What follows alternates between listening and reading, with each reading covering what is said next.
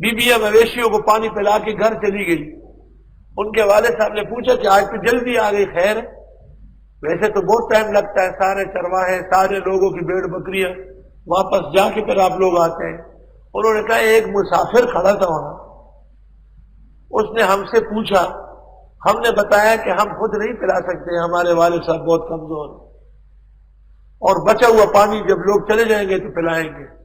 اس نے لوگوں کو ادھر سے ادھر کیا اور ڈول بھر بھر کے نکالا اور ہماری مویشیوں کو پہلے پانی پلایا، اور لیڈیز اینڈ فرسٹ، اور ہم کو پہلے فارغ کیا.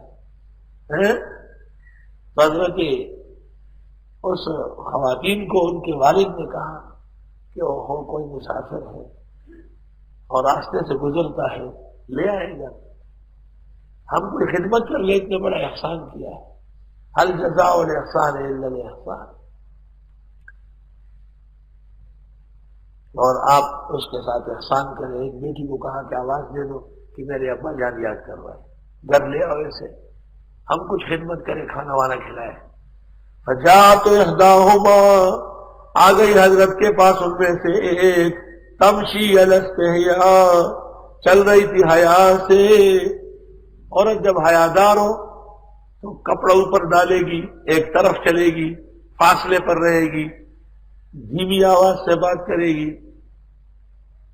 اور عورت جب بے حیا ہو تو برقع دور پھینکے گی اور دوپٹہ گھر پہ رکھائے گی.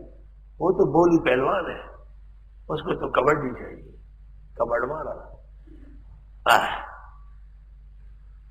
قالت، کہہ پڑی، ان ابی یدعوکا، بے شک میرے والد صاحب آپ کو پکارتے ہیں، لیجزیک اجر ما سقیت لنا، تاکہ بدلہ دیں آپ کو جو آپ نے پانی پلایا ہمارے لیے.